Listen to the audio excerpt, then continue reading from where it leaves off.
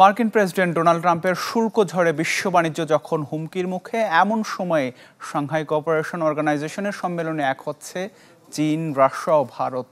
চীনের বন্দরনগরী থিয়েনচিনে আগামী ৩১ আগস্ট থেকে ১ সেপ্টেম্বর পর্যন্ত অনুষ্ঠিত হবে এই সম্মেলন, যাতে এক হচ্ছেন শি জিনপিং, ভ্লাদিমির পুতিন এবং নরেন্দ্র মোদি।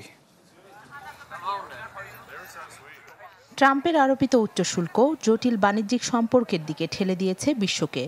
রাশিয়ার কাছ থেকে তেল কেনায় অতিরিক্ত শুল্কের বোঝা চাপালেও ভারত খুঁজছে বিকল্প বাণিজ্যিক মিত্র। এ বাস্তবতায় চীনের সাথে উত্তেজনা প্রশমনে গুরুত্ব দিচ্ছে ভারত। দীর্ঘ ৭ বছর পর চীন সফরে যাচ্ছেন ভারতের প্রধানমন্ত্রী নরেন্দ্র মোদি। উদ্দেশ্য সাংহাই কোঅপারেশন অর্গানাইজেশনের সম্মেলনে যোগ দেয়া।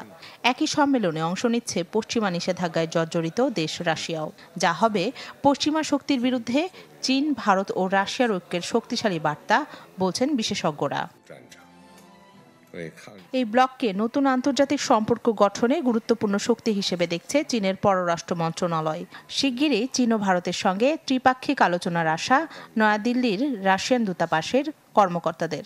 সম্মেলন থেকে সীমান্তে হওয়া সন্ত্রাসবাদের নিন্দা জানানো হবে প্রত্যাশা ভারতের। বন্দরনগরী তিয়ানজিনে আগামী ৩১ আগস্ট ও ১ সেপ্টেম্বর চলবে ২ দিনব্যাপী সম্মেলন, যাতে মধ্য এশিয়া, মধ্যপ্রাচ্য, দক্ষিণ এশিয়া ও দক্ষিণ পূর্ব এশিয়ার ২০টির বেশি দেশের নেতাদের আমন্ত্রণ জানিয়েছে বেইজিং। ৬টি ইউরেশীয় দেশের একটি গোষ্ঠী হিসেবে এই ব্লকের যাত্রা শুরু হলেও বর্তমানে চীন, ভারত, রাশিয়া, পাকিস্তান সহ এর সদস্য দেশ ১০টি। শুরুতে নিরাপত্তার দিকে বেশি গুরুত্ব দেয় সাংহাই কোঅপারেশন অর্গানাইজেশন। তবে বর্তমানে সন্ত্রাস প্রতিরোধের পাশাপাশি অর্থনৈতিক ও সামরিক সহযোগিতার দিকে নজর দিচ্ছে সংগঠনটি।